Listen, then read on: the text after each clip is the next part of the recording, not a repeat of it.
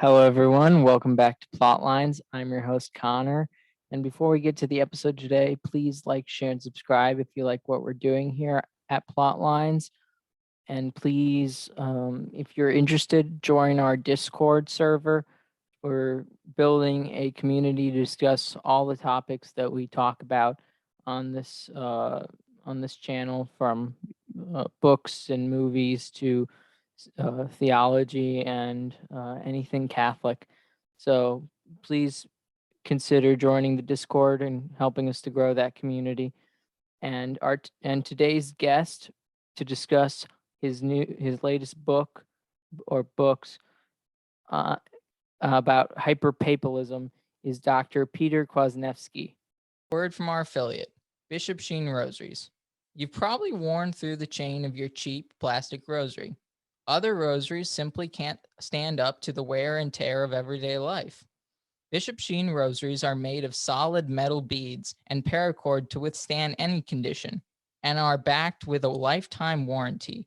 Upgrade your rosary to a Bishop Sheen rosary made to fit your lifestyle, or buy one for a friend. Each rosary sold supplies 2 weeks of food for a school kid in Uganda. You use the exclusive link down below to help support our efforts here at Plotlines. The link will take you to sheenrosaries.com. Be sure to use the code Plotlines10. Welcome, Dr. K. It's great having you here. Thank you so much, Connor. Appreciate you having me on. Yeah. So we're here to talk about your books, The Road from Hyperpapalism to Catholicism. So sort of tell us what inspired you to write this, or sort of put this together. Yes. Well, yeah, no, and I mean, you're correct to say put it together, because of course these books are made up of writings from the past several years, but they're unified by a common concern that I have with this phenomenon that I'm calling hyperpapalism. You know, there may be a better term for it, but I think it's a pretty vivid, descriptive term, and we can get into what it means later. Yeah. But you know, I've been seeing this phenomenon. It manifests itself in a lot of different forms, almost like a hydra with many heads. You know, and it causes really severe damage, just because of this tendency that some Catholics have to outsource, as it were, their conscience and their faith to another person, and to just simply blindly trust that everything handed down, you know, from the Pope is going to be, valid and licit and helpful. And, you know, most of the time, thanks be to God, it is, but not recently, and not at certain points in church history. So it's become more of a concern for me during the pontificate of Pope Francis, I mean, inevitably. Although the concerns really do go back at least 150 years, if not more. Yeah. So the interesting thing about the illicit part, it's kind of interesting to me to think of sort of a pope doing something illicitly. Can you explain sort of how a pope can do something illicitly? So the question of licitness has to do with legality, with promulgating a just law, promulgating a law that goes into force. And St. Thomas Aquinas explains that law has multiple aspects. It has to be promulgated by a competent authority, but within the sphere or range of that authority's power. Not every authority can legislate about everything at any time and in any way. It needs to be promulgated for the common good, which can be assumed unless it's manifestly not.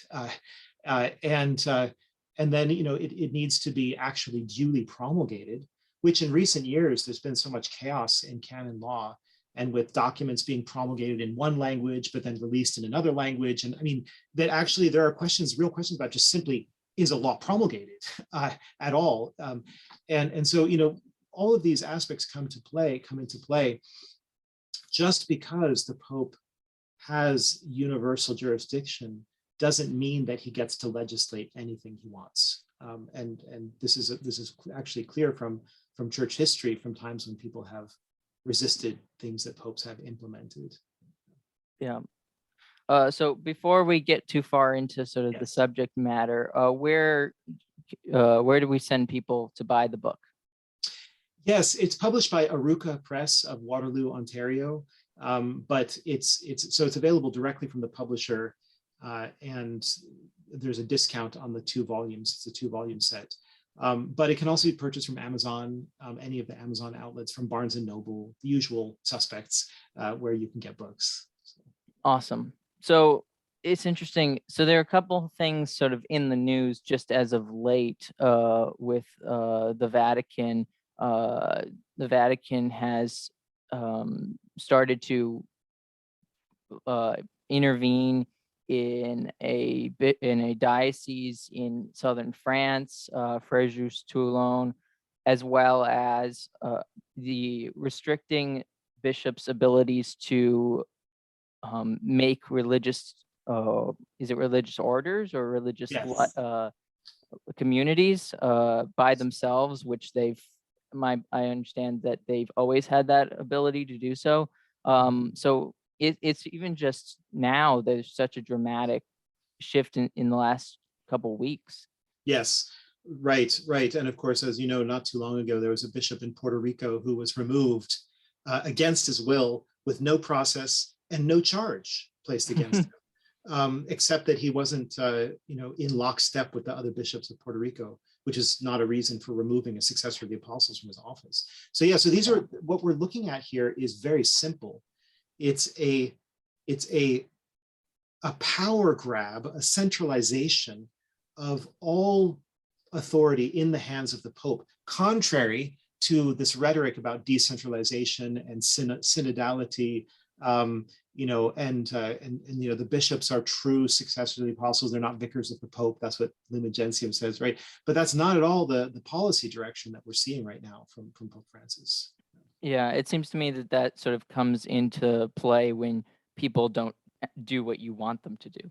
Yeah, exactly. Well, yeah, and it's this is another sign of an unhealthy mentality if it's simply to be assumed that the Pope is always right about everything. His idea, it must be inspired by the Holy Spirit. I mean, this is what an extreme person like Austin Ivory might say, or Massimo Fagioli or something, that the Pope is sort of God's mouthpiece on earth, right? Yeah. Well, if that's actually the case, then really the bishops ought to be just vicars of the Pope. They should just be yes men who rubber stamp everything the Pope says and does. And, and the Pope is in a sense the only active agent in the church. He's the only teacher, the only ruler. And everybody else in the church is simply like a kind of branch manager or some kind of agent that comes from the Pope to implement the Pope's will and the Pope's ideas, right? I mean, the thing that's so frustrating sometimes about these conversations is that when you put a position out there like that, it's patently absurd. Nobody thinks that. And yet people act and talk as if that's the way things really are, right? Yeah. So there's definitely a disjunct here between what we know to be true from theology and history and the attitude that people act by, or that some leaders in the church want people to act by. Yeah, it seems to me also on a different level, not just with between bishops and the Vatican, but also between bishops and priests. There's much more sort of restraint that bishops put on priests that are granted by the Vatican, or sort of Vatican documents, or sort of the rubrics for the liturgy. You can't do this without my permission, even though it's in the documents. Exactly. No, it's quite astonishing. I think what you see in anytime there's a breakdown of trust, where the people who are in positions of authority are viewed by their subjects as not having the common good in their sight, not having the interests of their subjects in sight, having agendas, having ideologies, however you want to put this. When authorities are seen that way, the subjects, they might pay lip service to them and try to sort of walk within the lines, but internally they're in turmoil, and they feel abused. There's a kind of psychological abuse that's going on, and we can definitely see this breakdown in trust and this breakdown in confidence if we just consider the fact that decades ago, bishops were very willing to make priests into pastors. And once you're a pastor, you have a lot of not freedom is not the right word, but you have certain rights, canonically speaking, and you are in charge of your parish, right? And bishops nowadays, some bishops don't even want to make priests into pastors because they're afraid of letting them have those canonical rights. They want to hold it all to themselves. So the bishops want to hold the power to themselves and just have obedient subjects, blindly obedient subjects. And the Pope wants to hold the bishop's power to himself and have blindly obedient subjects, right? So it's something that has a kind of cascade effect, if you will. Yeah, no one trusts anyone, so I have to do it all myself, kind of thing. Yes. And it's a sign of a dysfunctional family too, because the church is legitimately called a family.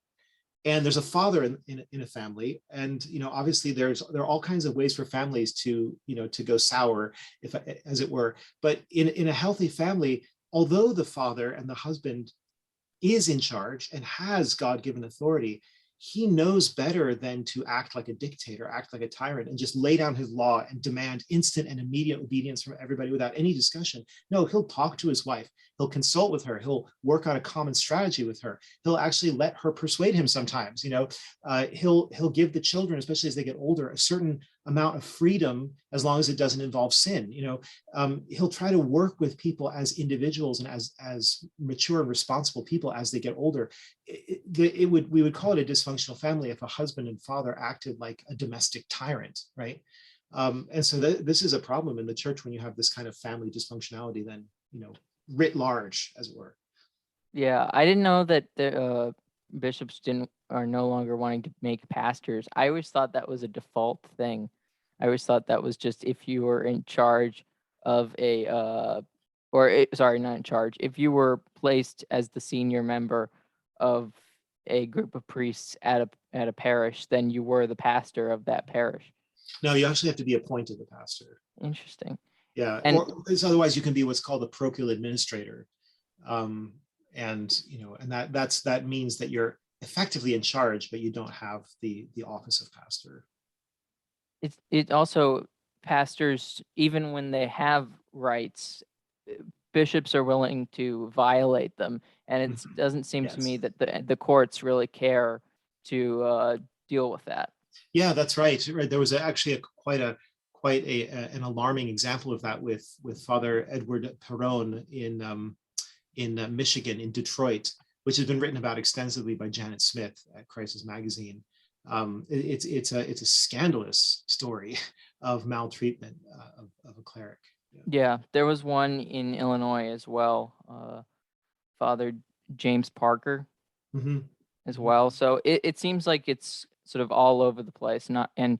People are afraid, or priests are afraid to take actions, and even bishops are afraid to take actions that would get them possibly in trouble with their superiors. Yes, exactly. And this is a climate of fear. I mean, perfect love casts out fear. Well, what's going on here? Doesn't seem to be a lot of love going around. I thought it was the generation of love. Exactly. And that's what happens, frankly, when leaders in the church begin to abandon the love of God above all things and the love of the tradition of the church. These are really the unifying points. These are what bring us together. Love of God, love of neighbor, love of tradition, which teaches us how to love God and how to love our neighbor. And there's been so much skepticism and so much relativism and so much the acid of doubt has sort of seeped in everywhere. And so it's not really clear anymore, is every bishop, is every pastor preaching the Catholic faith? Does he hold the Catholic faith? I mean, unfortunately nowadays, it almost seems like a minority of whom you could clearly say, I know for a fact, based on what this man says and does, that he holds the one holy Catholic and apostolic faith, right, as solemnly defined by the Church's magisterium. I mean, that's to me, when people say, why do you say the church is in a state of crisis, or what do you mean by that? That's the kind of thing I'm talking about, right? Yeah. It seems to me also that we should sort of get an idea on what sort of hyperpapalism means, and sort of if there's a difference between that and ultramontanism. Yeah, no, it's a good question. I mean, I've been criticized respectfully by people for using the term ultramontanism in a pejorative way. And two examples would be Roberto de Mattei and Jose Antonio Ureta, both of them affiliated with TFP, Tradition, Family, and Property. They say ultramontanism is a good thing if you understand what it means. And then they actually criticize popes for not being ultramontane. And so I think this is, but it's not, I think that, you know, there is a certain amount of terminological flexibility here. So what ultramontanism means originally, quite simply, is the attitude of Catholics in the 19th century beyond the Alps, ultramontanes, that is to say in Northern Europe, in Central Europe, basically north of Italy, the attitude of Catholics who wanted to look to Rome and look to the Pope for guidance, for teaching, for discipline in the church, saw him as a rallying point, as a father figure for the whole of Christendom in an age of revolution, in an age of anti-clericalism, in an age of anti-Catholicism. So in other words, when the world, the secular world, is turning savagely against the Catholic Church, who do we look to? Who is our leader? Who is our guide? It's the Pope, right? And everybody should follow the Pope and love him to death, right? And that's, you know, completely understandable. That's a good attitude as far as it goes. And in the historical context, it was actually a dire necessity. It seems to me that the reason that the Catholic Church, one of the reasons the Catholic Church flourished in the 19th and up to the middle of the 20th century is because of that ultramontanist spirit. You know, in a situation of battle, in a situation of warfare, you need a clearly marked out general that everybody can follow, right? So that's in a way just you could say like a sociological or historical description of ultramontanism. But there's another side to it too, which already did exist in the 19th century and among some of the participants and commentators on Vatican I, and that was more of a doctrinal position about the extent of and the nature of papal authority. You know, that it is all-inclusive, comprehensive, exceptionless, unconditional, that it has no, in a sense that the Pope has no obligations to anybody except directly to God, and everybody else, in a sense, is the servant of the Pope. This kind of attitude is, I think, a distorted attitude. It's an unhealthy attitude. It's not actually implied even in the doctrine of Vatican I, which is why I refer to the spirit of Vatican I as opposed to the letter of Vatican I. And so what that attitude that I just described really is hyperpapalism. In other words, elevating or inflating or exaggerating the role of the Pope and the power of the Pope.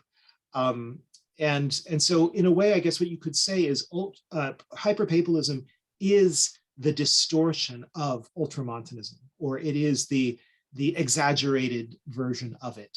And that way, at least you can sort of retain a more neutral meaning for ultramontanism. Yeah, that makes sense. It seems to me, you know, bringing in the spirit of Vatican I, you know, that there's a spirit of Vatican II. Are there other councils where there have been these spirits that sort of have made, you know, chaos as well? Like, was there a spirit of Trent? Yeah. Fascinating question. Really, really interesting question. You know, I'm inclined to say no, that we have peculiar problems with these two Vatican councils. And I think that there are reasons, there are very concrete, practical reasons for that. So you look at the Council of Trent, it took place over a really long period of time. I mean, if my memory serves me, it was almost 20 years and under several popes.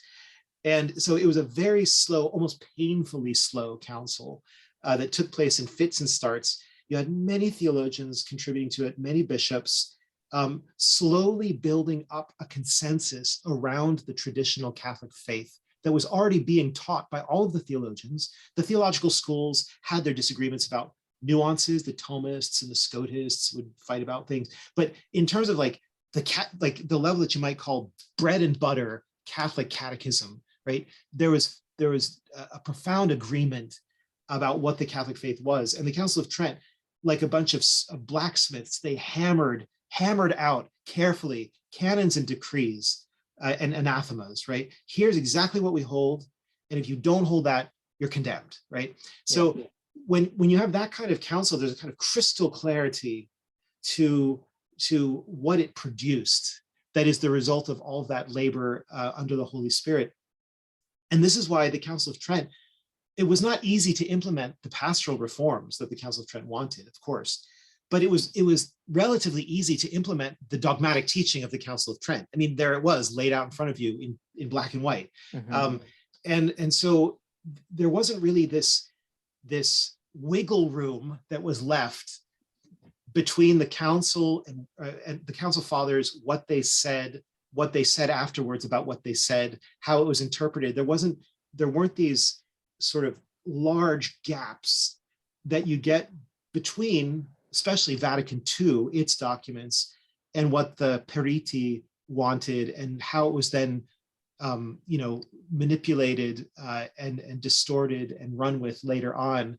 There's Vatican II is it's like intergalactic space. There's a lot of space in between things that people can maneuver in. That wasn't the case with Trent.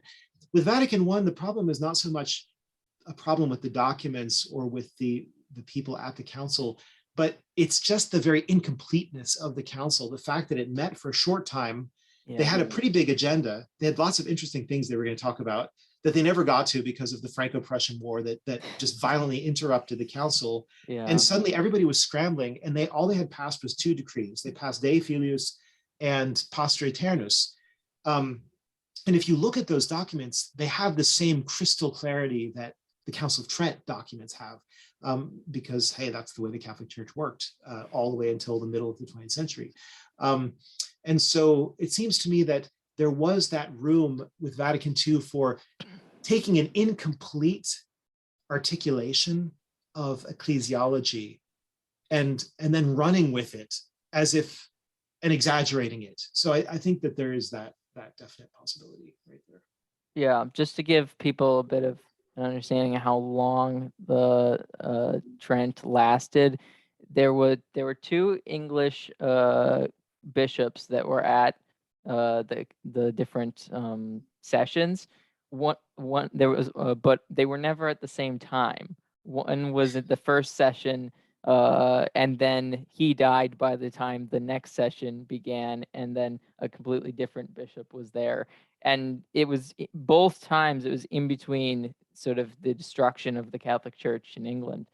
So it's maybe like, I can't remember, maybe 30 years or something like that. I feel like between 20 to 30 years. But yeah, so, I get that, sort of you take something over time, you iron things out much more in Trent, and then, Vatican I was kind of forced to, break away, or stop the council because of war. And then, yes, Vatican II is much faster. How long is Vatican II? Yeah, Vatican II took place over 4 years. So 62, 63, 64, 65, 4 sessions. Yeah. And just, it was mostly chaotic, if I understand correctly. Yeah, well, as you know, the question of Vatican II is one that's endlessly fascinating. And there's so much to say about it. But one thing that's striking is to note that John the 23rd expected the council to be over in 1 session. His idea was, let's bring together a group of solid theologians. Let's have them draft a whole bunch of schemas, a whole bunch of constitutions, or a whole bunch of documents, let's say. And then let's bring all the bishops together, 2,000 plus, sit them down. They can go through these schemas, or they've read them already, and they can just vote on them, make minor changes, and then we'll be out of here by Christmas.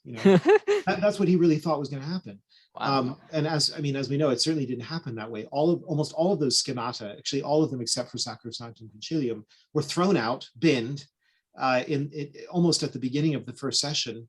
John the 23rd let that happen, which raises questions in my mind, but he let that happen. And that's when the periti, the experts, the theological experts, the Rahner, Ratzinger, Kuhn, Skillebeck, these kind of people, when they really maneuvered themselves into a central influential place, drafting versions of the documents on behalf of the bishops and things of that sort. But even so, it happened remarkably quickly. That is, it took only 3 more sessions after that to work on and vote on 16 documents. Yeah. So in reassessing sort of how we view the papacy, it's striking to me sort of how we need to differentiate our view from how the Orthodox view the Holy Father. So I feel like people can easily go down the road of their view, which is basically first among equals. Is that or something to that effect? Yes. So where would be what's the distinction? Sure. No, it's a fair question, because the only other apostolic Christianity that exists in the world is Eastern Orthodoxy and its various branches. And so if people are looking for, where is the one holy Catholic and apostolic faith, they're going to think, oh, it's either in the Roman Catholic Church or it's in one of the Eastern Orthodox churches, or the Orthodox taken as an umbrella. Unless you're crazy and think it's in Anglicanism. Well, yeah, I suppose so. But the branch theory, I'm afraid doesn't hold up to exactly. As Newman saw very clearly. So the first problem, of course, is when you present the picture I just presented, which is the Roman Catholic Church, and then all of the different branches of the Eastern Orthodox churches. I mean, there is no Orthodox Church. Sometimes they talk as if there is, but there are many different national or regional branches of the Orthodox Church. They don't teach exactly the same thing in the same way, and they don't have a central authority among themselves. They have authorities to whom deference is paid. Some people pay deference to Constantinople, as is the historical tradition. Others pay deference to Moscow, and more in that ambit. Others are, seem to be wanting to, steer as clear from anybody else as possible and just be as autocephalous as possible. But I think that the very fragmentation and vociferousness, I like that word, of the Eastern Orthodox is a sign of a problem. It's, when a body loses its soul, it falls apart into lots of different pieces. Now, I'm not saying that they've lost the soul. The soul of the church is the Holy Spirit. They haven't lost the Holy Spirit. But what they've lost is some kind of principle of unity, a visible principle of unity that can hold all of the members of the church together in one common faith. And that is exactly why our Lord instituted the papacy. The papacy is the linchpin of the unity of the visible church. That's what the Pope is supposed to be. That's what his job is supposed to be. Obviously, as we're going to talk about, not every Pope has been a saint who has perfectly implemented that role. And God, just like he's willing to let us commit sins, he's willing to let popes commit sins as well. There is no sinless person except for Our Lady. And so, but the role of the Pope is a clear, visible head of the visible church of Christ on earth. A visible body has a visible head, okay? If we say that the church is visible and not just some kind of invisible pneumatological phenomenon, the way that the Protestants say, if we really want to say the church on earth is a visible body, a body has a head, okay? And yes, the head of the church is Christ Jesus. He's the eternal head of the church, and the only one who is, in every sense of the word, the head of the church, right? But he has a vicar on earth. He has a representative on earth who is the visible head of the visible body of Christ on earth, right? So there's no question in my mind. I've never had a question about the importance of the papacy, the divine institution of the papacy. If you read a book like, there are a lot of books actually out there, good apologetics books. But if you read a book like Joseph Ratzinger's Called to Communion, he makes an incredibly persuasive case for the papacy simply from the New Testament, and using, and often, as Ratzinger does because he's brilliant, often using Protestant exegetes to support his points. So you can't read the New Testament seriously and not come away with Petrine primacy. Now, this is where things get complicated, because there are people out there, including Protestants, certainly Orthodox, who would say, oh yes, Peter had a special place among the apostles. There's no doubt about that. You can't escape that.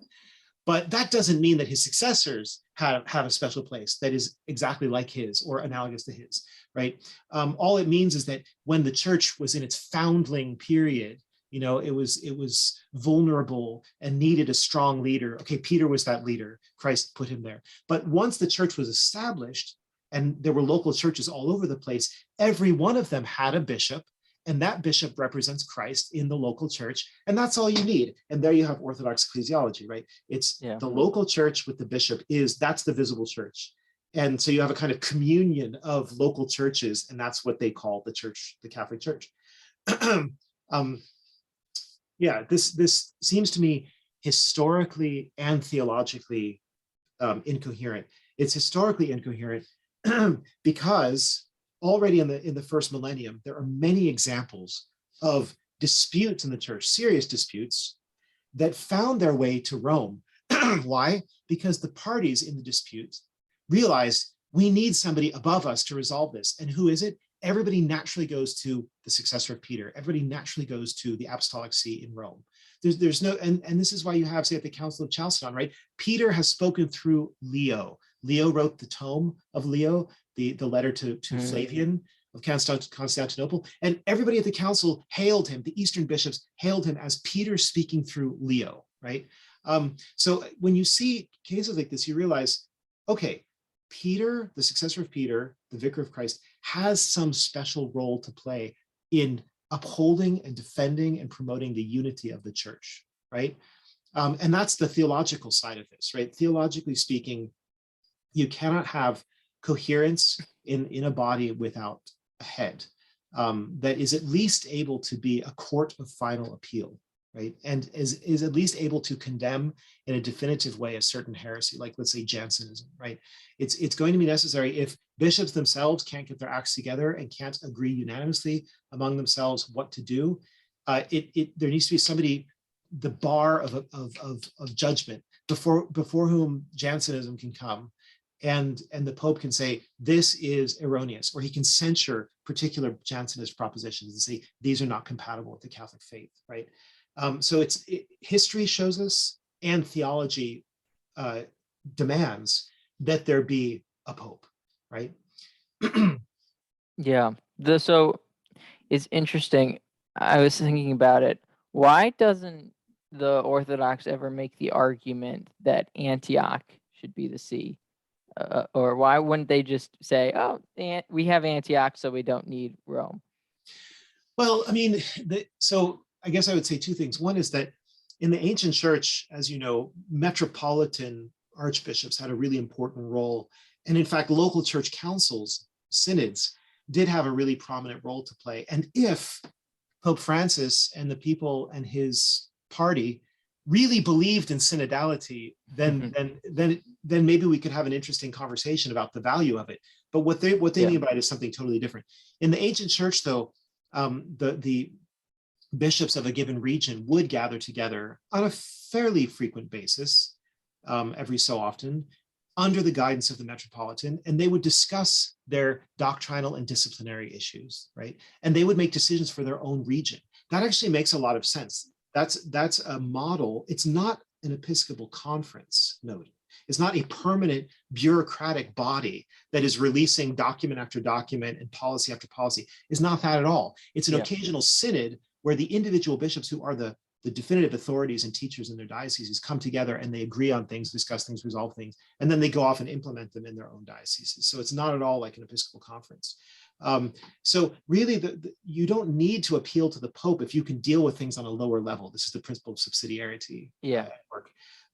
But it just seems like in the ancient church, if there was a real serious problem, it had to get before the Pope of Rome. And every council, even in the East, when the councils were almost completely composed of Eastern bishops, they still wanted to know, what does the Pope of Rome think about this? They still wanted to hear what the legates of the apostolic legates had to say about any given issue, right?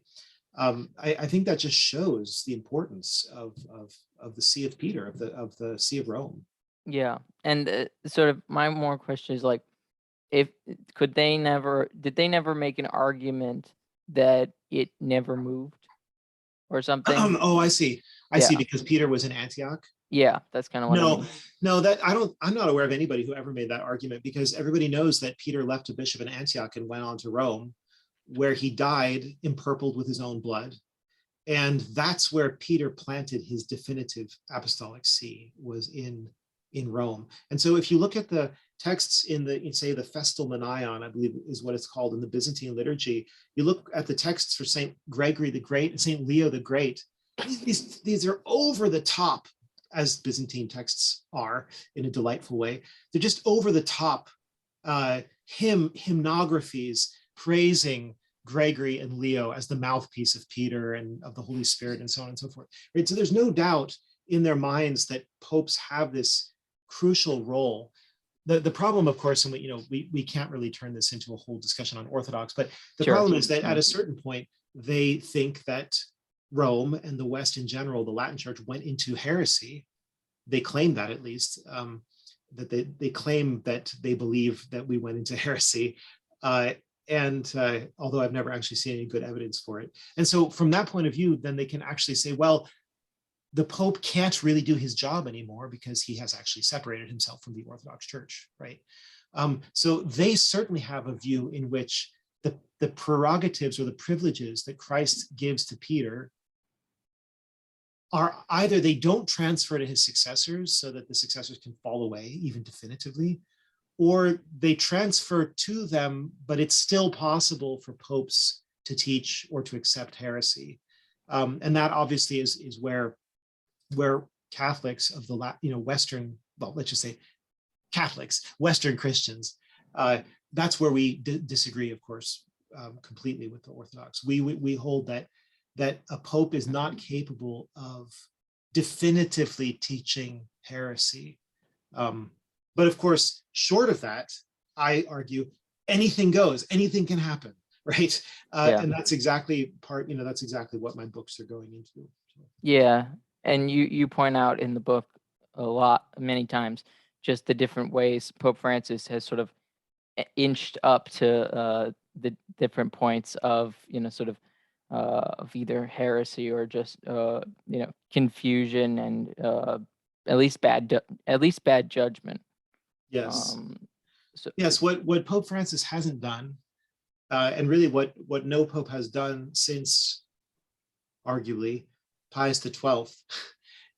No pope has put on his tiara, sat on the throne in St. Peter's Basilica, and proclaimed a dogma of the faith and said, as the universal teacher of all Christians, I promulgate this dogma of faith or morals, and every Christian in the whole world has to accept it under pain of damnation. I mean, that hasn't been done. The Pope hasn't said, the death penalty is, intrinsically immoral, and that is now a de fide teaching of the Catholic Church. Or divorced and remarried Catholics, even without living as brother and sister, can continue to receive the Holy Communion. That's de fide, right?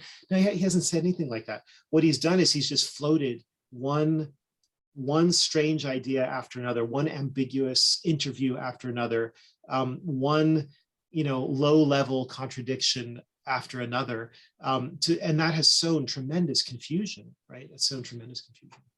Yeah, true. And error too.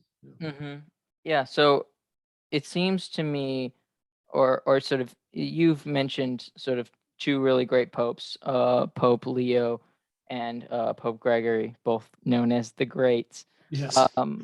Who would you consider to be the greatest pope? Yeah, actually, I think, well, that's a hard question, because Gregory and Leo Gregory is really hard to beat for the amount that he did in such a short reign, 14 years. Just an astonishing testimony to his sanctity and his genius, but all things considered, I think I would say my favorite pope is Pius V. Okay. And favorite because I think he exemplifies so much about the office of the papacy. Let's just look at him real briefly. Pius V was a man, when you read about his life, he came into a very turbulent situation, right? There was heresy swirling, obviously from the Protestant revolt, but even in the papal court itself, there were cardinals that were suspected of heresy or heretical propensities. He came in at the right time. He had a clear vision of reform in the church, how to implement the Council of Trent, how to implement a moderate, in fact, I shouldn't even say moderate, how to implement a liturgical restoration of tradition is really what he did. With the Missal, with the Breviary, with other liturgical books. He promulgated, of course, the Roman Catechism, or the Catechism of the Council of Trent, which stood the church in good stead for so many centuries and still has certain advantages over the modern Catechism of John Paul II. And of course, he urged Christendom to pray for the defeat of the Muslims. He had he didn't have any of this political correctness, the sort of Abu Dhabi stuff going on. No, he had people pray the rosary, and the great victory at Lepanto was obtained through Our Lady's intercession. And so really, I mean, Pius V, just every aspect of him that you look at is solid gold. He's a pope who, I guess I would say, he's somebody who knew how to use his authority to reassert the tradition of the Roman Catholic Church against the novelties of Protestant heretics, against the invasion of Muslims. And it seems to me that, this is just this is the sort of portrait that we want to see in a pope. Yeah, he's definitely a stalwart figure. It's also recognizing dangers seems to be something that the papacy doesn't lack, has lacked much more as of late, that previous popes, didn't lack. It's sort of, it's not right to say like they feared, necessarily the Muslims in the sense that, we all know, or, we believe, what God will let happen, is, it's everything, let me think about this. God has us in his power. So what he permits is what he permits. But the danger to souls is different than the danger to the life. You can die, but be a martyr, but you can lose your soul because you've succumbed to all these different dangers, like Islam and like Freemasonry and Protestantism. It seems to me that there's no fear for souls anymore coming from the Vatican.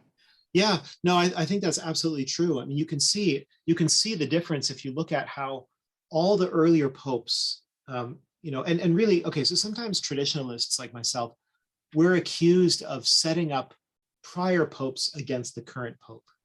And they say, oh, you can't do that. That's totally illegitimate. The current pope is the vicar of Christ, the successor of St. Peter, and he has just as much authority as all the earlier popes, et cetera, et cetera. Well, yes, of course, he has the same position that they do. But when you can look at 200 and something popes and see that they've all behaved a certain way, let's say they've all venerated immemorial tradition, they've all attacked and condemned heresy, right? You can then legitimately say, this is what a pope does. This is what a pope is supposed to do. This is what used to be considered criteria for the sanctity of a pope, right? And now, if popes are not doing that, there's something wrong with them. There's not something wrong with this whole unbroken line of popes back here, not unbroken, but this huge majority of popes acting papally, acting as popes should. Whereas you get to somebody like Paul VI, let me just give you an example from him, right? Paul VI says the right thing in Humanae Vitae. He defends the church's teaching against contraception. He's not saying anything new. There's nothing revolutionary about that document. He doesn't really, in a sense, deserve praise for just repeating the unbroken tradition of the church. But in the situation in which he did, it took some courage to do that. But immediately there was an explosion of dissent from Humanae Vitae, from theologians, from individual bishops, even from bishops' conferences, like the Canadian Bishops' Conference. And Paul VI did nothing to discipline these people, right? Okay, well, that's a huge failure. That's a huge failure. Or, what the liturgical reform, right, which is a whole can of worms unto itself. But the fact that Paul VI dared to radically change the inherited liturgy of the Church of Rome, right? To the extent that only 13% of the orations, the prayers found in the old missal remained intact in the new missal, right? This is an unthinkable act for a pope to do, right? And therefore to ask the question like, well, does he have the authority to do it? No, of course he doesn't have the authority to do that. He can force it through with his papal power because everybody reveres him and respects him and everybody is trained to obedience. But when a pope does something like that, he is undermining the very tradition of the church that his office is meant to guard, to receive, to guard, to pass on faithfully. Right? This is the attitude that every single Catholic of Christendom always had, from pope to peasant, about the inheritance of the church, right? And it's absurd to think that what Christ gave to Peter was a power of destruction, right? You can destroy what divine providence raises up over 15 or 20 centuries of church history. You can destroy it at will because you're the Pope. No, that's a completely ridiculous point of view. Yeah, I just want to clarify that the Novus Ordo is a legitimate form, or the sacrifice of the Mass exists in the Novus Ordo. I just don't want people to. Oh yes, I'm not denying that. I'm not denying I know. that. That's why I'm just clarifying. But what I'm talking about is just the manner in which the liturgical reform took place and the radicalness of the changes that were made, the thousands of changes that were made. This is definitely something that separates Paul VI from Pius V. I only brought that up because it's a contrast to Pius V. Sometimes Pius V is mistakenly said to have created a missal, after the Council of Trent. He did no such thing. He took the missal that was already being used by the papal curia in Rome, and he made sure that it had no typographical errors. He had his commission look at all the manuscripts they had to make sure that the missal could be purged of any typos, any errors that it had.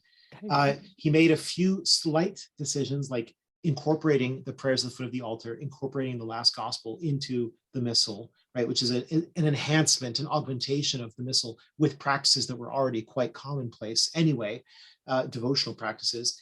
And then he promulgated that. So he was being ultra traditional, not introducing any rupture.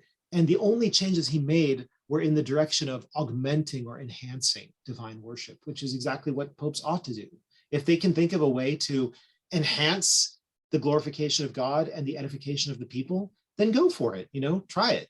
See if you can do it. I mean, I'm not encouraging like Tinkeritis, but I just mean, like when today is the feast of Corpus Christi, when Pope Urban, whichever number it was, instituted the feast of Corpus Christi in the 13th century and had St. Thomas Aquinas write the texts for the Mass in the office. What an amazing Mass and office we received from St. Thomas, including some of the greatest poetry of the Middle Ages. When he did that, he was augmenting the glory of the Roman liturgy, right? He wasn't cutting it down and abbreviating it and simplifying it and, reworking it and introducing novelties and stuff. No, he wasn't doing that at all. Yeah. There were also a bunch of other rites, Western rites, that were not touched by reform in during or post Second Vatican Council. Why do you think they didn't touch the Dominican rite or the Carmelite rite? Yes, well, Pius V himself says it in his bull Quo Primum. He says that any rite that can demonstrate 200 years or more of stability, of existence, right? It's been around for a long time. Should be allowed to remain, should remain, in fact, and can only be replaced by the Roman liturgy by a unanimous vote of that community, right? So you needed like a bishop and his whole chapter of canons unanimously to say, we want the Roman rite, the papal rite, instead of our own regional local rite, in order to switch them. So he actually made it difficult to get rid of ancient liturgies, right? Yeah. The reason he, 200 years is a bit arbitrary, but what he was trying to do is come up with a filter that would guarantee that whatever liturgical rites remained in Christendom were clearly old customs, clearly traditions that predated any of the heretical convulsions of Europe that basically began in the fairly dark period of, let's say, of the 14th century and culminated in the Protestant revolt. So basically, if your liturgy is older than the heretical fermentation that was shaking Europe from the mid 14th century onwards, then you can keep it, right? Yeah. Which is amazing to think about, because that's exactly the opposite of Paul VI mentality. It's completely new. Yeah, exactly. Yeah. So in the 1970s, when the new Roman Missal came out, did that sort of voting occur with like Dominicans and Carmelites to switch their liturgical rites, or was that just was it done arbitrarily? No. So unfortunately, because of the spirit of Vatican I, because of this hyperpapalism, the religious orders that had their own historic liturgies, just simply the leadership of those orders just simply said, oh, we're going to take whatever Paul VI gives us because it's the will of the Pope and it's Vatican II. Vatican II said there has to be a liturgical reform, so everybody has to get on board with that. It's fascinating to me that happened, because during the council and right before the council, they were certainly talking a different story. There was a famous Dominican present. What was his name? Brown. He was present at the council, and he spoke vehemently against the liturgical reform, against a lot of the ideas that were being put out there. So certainly, I don't think that, it's hard for me to imagine that the rank and file of the Dominicans actually wanted to give up their right, but it's possible. It's possible that because of the what's the word I want? Not only the hyperpapalism, but also just the effervescent spirit of change in the 1960s. Everybody wanted to change everything, and change was in the air. It is quite possible that just about everybody lost their heads. I mean, that's certainly my impression from reading eyewitness accounts of what it was like in the 60s and 70s, that it seemed like no tradition was good enough to remain. Everything had to be questioned, everything had to be criticized, everything had to be rejected or replaced or improved.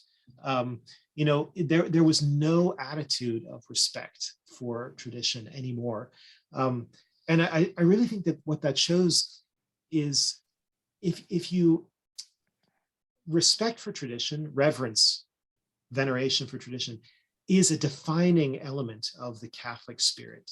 Okay, and this is in the Fathers of the Church, St. Vincent of Lerins, St. Thomas Aquinas. It doesn't matter who you look Paul. at. Of course, St. Paul. And so if that spirit of reverence for inherited tradition had disappeared or dissipated by the time the 1960s came around, something went wrong somewhere.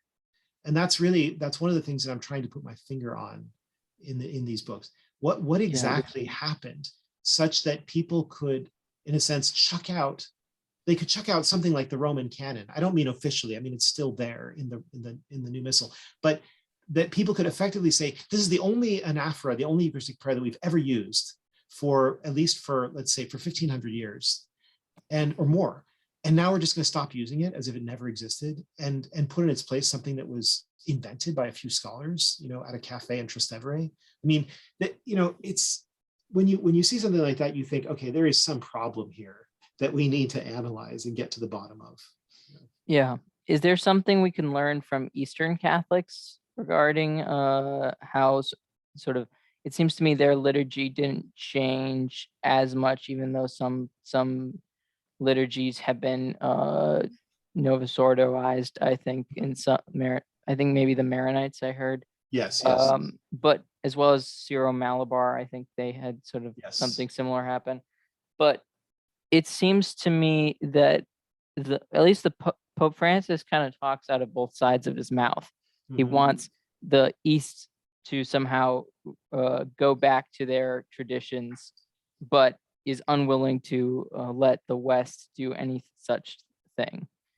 Yeah, this has been a problem though for decades. This double standard, where I mean, it happened at the council. The East has beautiful, rich traditions that we admire and we applaud, and we want them to hold fast to their traditions. And if they've lost any of them, we want them to restore them. Right?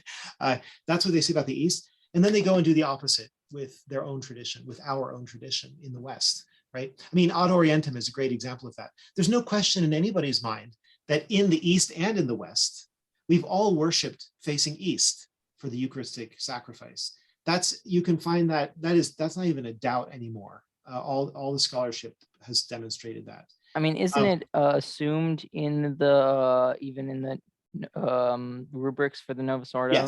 Yes, I certainly have made that case in an article at New Liturgical Movement, that the fact that the rubrics say to the priest at certain moments, turn around and say, the Lord be with you, right? Would look kind of ridiculous if the priest was already facing the people and then he turned his back to them to say, the Lord be with you, right? So kind of funny. And of course the Vatican itself has clarified that the Novus Ordo Mass can be celebrated ad orientem, that is to say the priest and the people both facing the same direction, towards the East, representing the coming of Christ and representing the divine horizon, so to speak, towards which we're all moving. And so just looking at the tabernacle. Yes, exactly. So I think that, so where were we going with this? Oh yes, East and West, right. Yeah. So the Eastern churches have kept their traditions more intact. Ironically, this links to something we were talking about earlier. Ironically, it's because the Eastern churches have been more separated, historically speaking, from the West, and they haven't had the danger. I mean, it's almost like a felix culpa, right? In as much as the East has been separated from papal authority, and this includes a lot of the Eastern Catholics who, as you know, in many cases were part of the Eastern Orthodox Church, and then at certain points in history joined back into communion with the Pope. Yeah. But by that time, right, they had hundreds of years of separation in which they held fast to their liturgy as you might say, their pride and joy. The central thing that they do is to celebrate the divine liturgy. And they're not going to change this. This is tradition. They've retained the original spirit of reverence for tradition, which all of us once had. And because they never had a pope who could try to force them not to do that, then they've kept it better. And then once they came back into communion with the West, the attitude generally was sometimes there were anti-Eastern attitudes and Latinizations and so on, but generally the attitude was, you are good as you are, right? You have your own traditions, you should preserve those and follow those.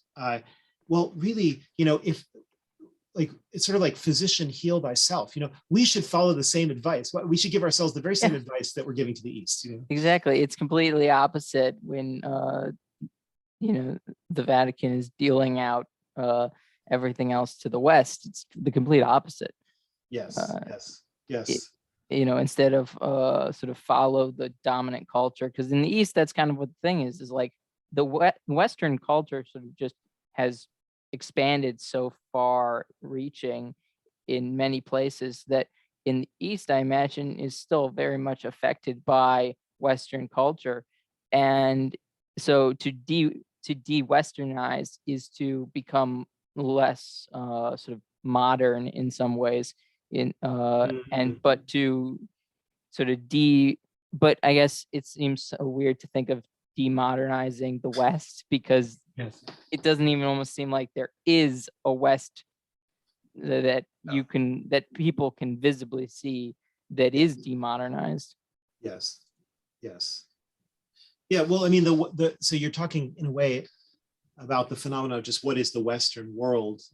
Obviously the Latin or Western Church is embedded in a Euro-American culture right now, which is characterized, of course, not by respect for tradition at all, but by Enlightenment rationalism, by liberalism, by secularism, by nihilism. It's just a whole pack of isms out there. Marxism, communism, capitalism, all of these different, really I like to say anything with an ism, except for Catholicism, is an ideology, right? Because, and even the word Catholicism is a little bit strange. Like, I think it almost shouldn't be used because it makes it sound like some kind of like party, like, you hold to capitalism, I hold to Catholicism. No, I mean, it's not like that at all.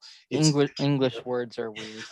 Yes, but anyway, so the modern West at this point is anti-Christian, anti-Catholic. It was born out of the church, but in a very complex sequence that took centuries, it Rebellion. turned it back. Yeah, increasingly one rebellion, one revolt after another, like the Protestant Revolt 1517, the founding of the first Masonic Lodge 1717, the Bolshevik Revolution 1917. We can see those almost as like guideposts to the progressive degeneration of the West as it moves further and further away from Christ, the King, and from his church. So really, I mean, right now, what it means for Roman Catholics, Latin Rite Catholics, Western Catholics, Western Christians, what it means for us to be Western, it should be to recover our own great Western Catholic traditions and customs, not to become like the modern West, right? Because that just means embracing its rebellion. And that, unfortunately, that's what's happened. Rationalism, liberalism, secularism, not so much nihilism, but certainly like the homosexual, all these things have invaded the church and have, in a sense, taken over the minds of many people in the church. That's exactly what we're seeing in the liturgy battles. These liturgy battles are really a battle of ideologies, of philosophically incompatible and theologically incompatible viewpoints. Yeah, maybe we can find a Eastern bishop to become Pope, and then it's not impossible. At least they can do the same thing we did for them, but for us. Yes, that'd be interesting. That'd be wild. It would be. Yeah. So I mentioned earlier sort of a specific instance of sort of what I might think is hyperpapalism. Maybe it's not. Maybe it's perfectly legitimate, but sort of with the stopping of the ordinations of priests and deacons in Frejus Toulon, the Vatican commanded Bishop Ray to not basically, in a world where we don't have enough priests and we're in a shortage of every kind of cleric, you can't, basically the Vatican saying you can't ordain these priests. It's not like making a bishop or anything like that. It's a completely different level of authority. So sort of, does this fall under the sort of the spotlight of hyperpapalism? Mm-hmm. It certainly does, at least in this way.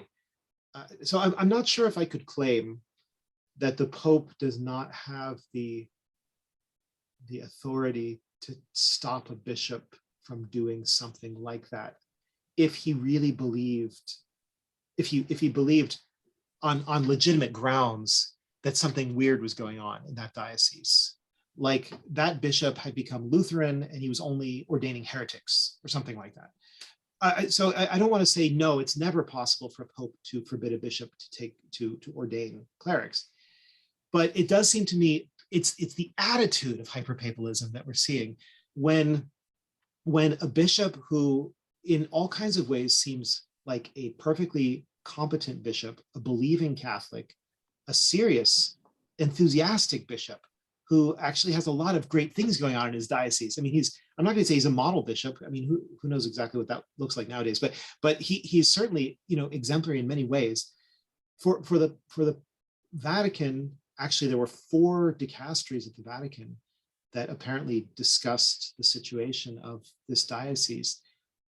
For the Pope then to swoop in and say, no, you can't ordain priests and deacons, it seems to me to be the kind of micromanagement, the kind of, again, just like the Vatican CEO and the branch manager, too much of that mentality, not respecting the bishop's role as the moderator of his own local church, not as a vicar of the Pope, not as a mere branch manager of the Pope.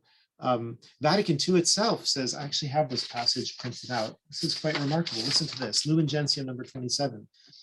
The pastoral office or the habitual and daily care of their sheep is entrusted to the local bishops completely, nor are they to be regarded as vicars of the Roman pontiffs, for they exercise an authority that is proper to them.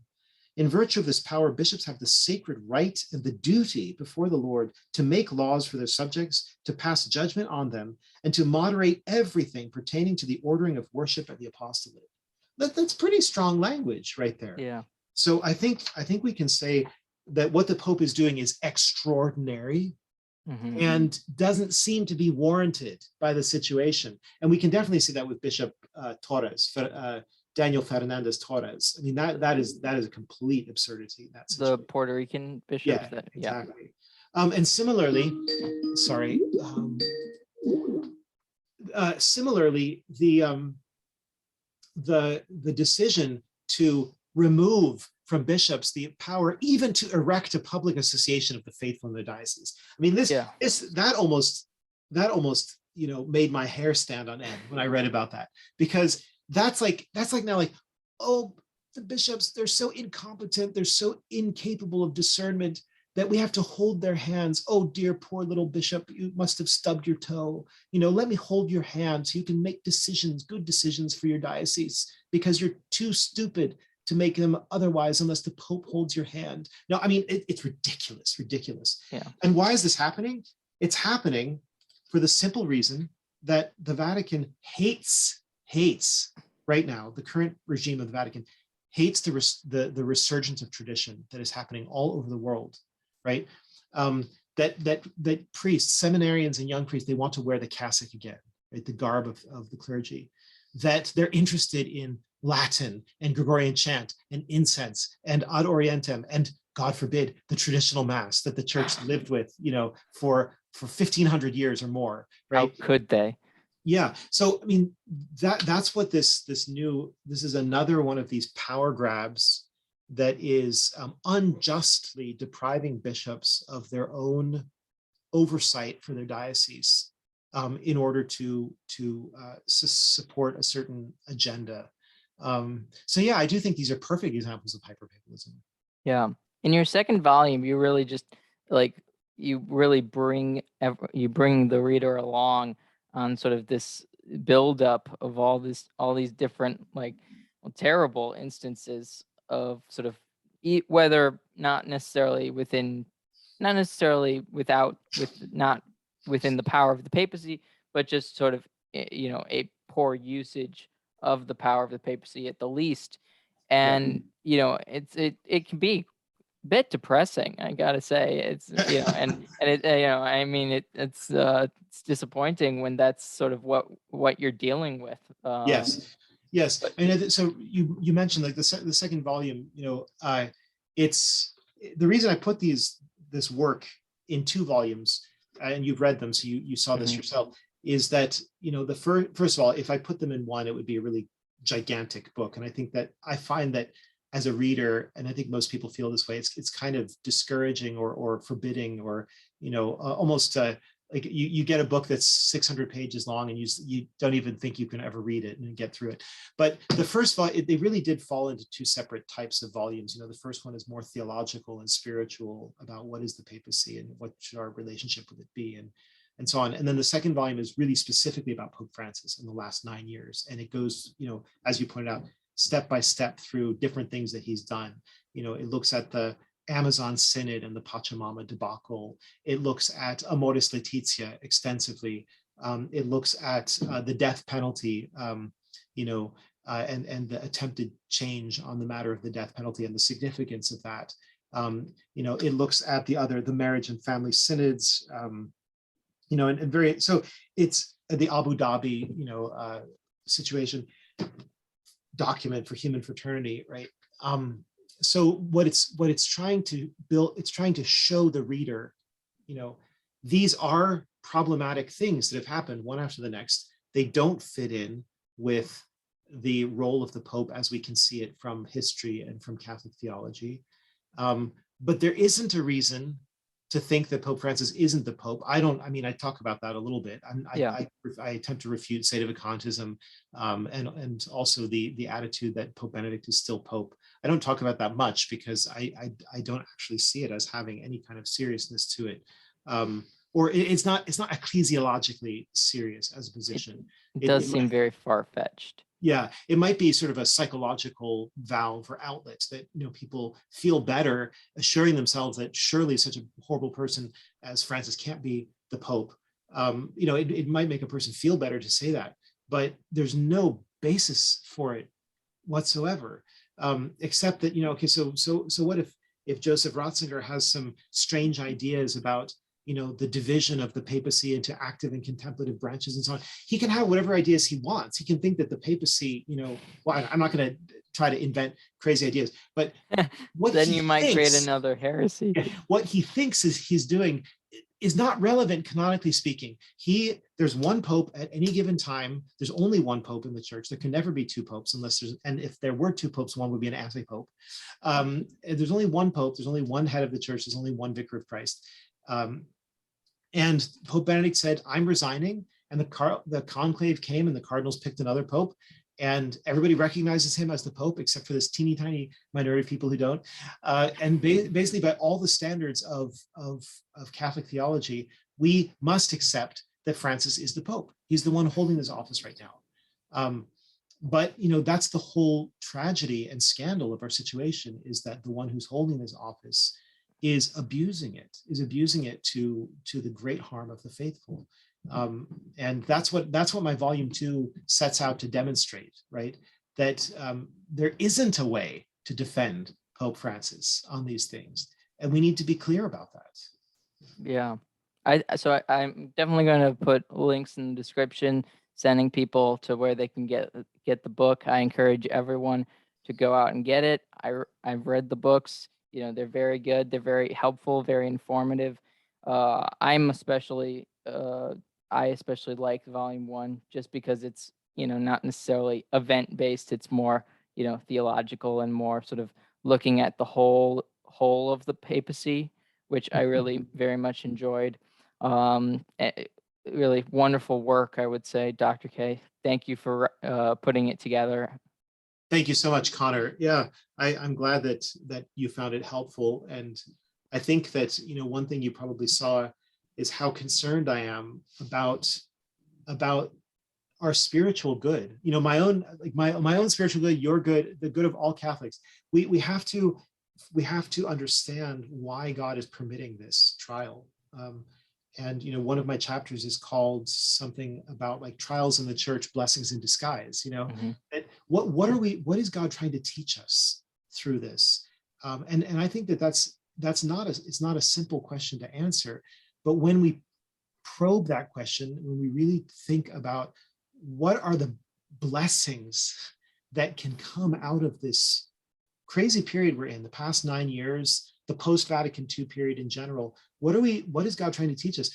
I think one of the things he's trying to teach us is stand on your own 2 feet, get to know and love Catholic tradition.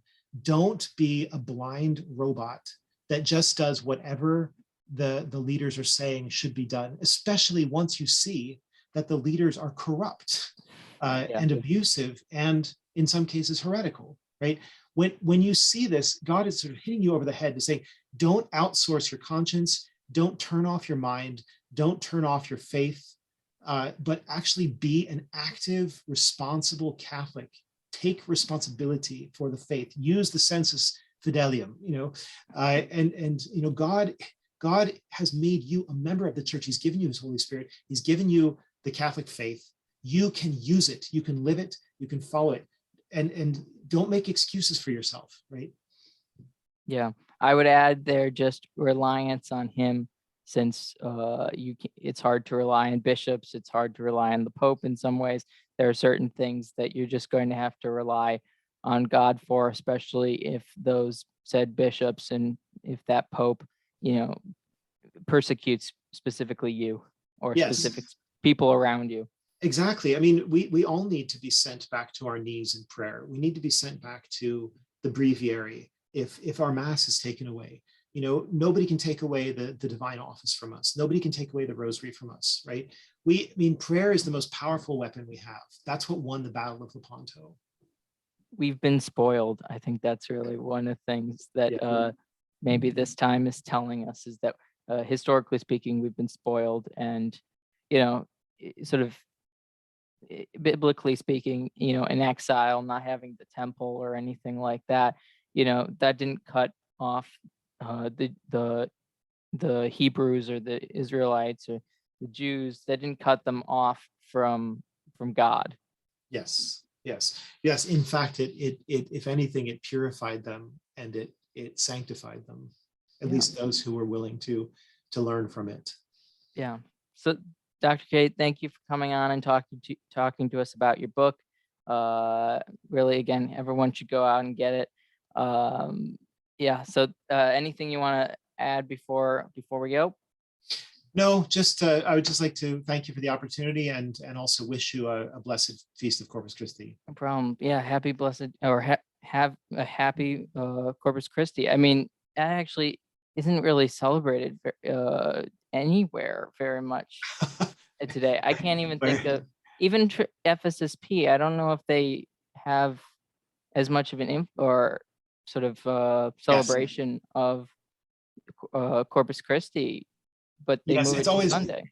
It's always celebrated on Thursday. It's always celebrated on Thursday, but it can also be repeated on Sunday. Oh, okay. There you go. It's an external solemnity. And that's a privilege that it has, because it's such a great feast. It gets to be celebrated on its proper day and then repeated on Sunday. Okay, even in the old calendar. Yeah, exactly. Okay, perfect. Anyways, thank you, everyone. Have a good one. Wonderful. God bless.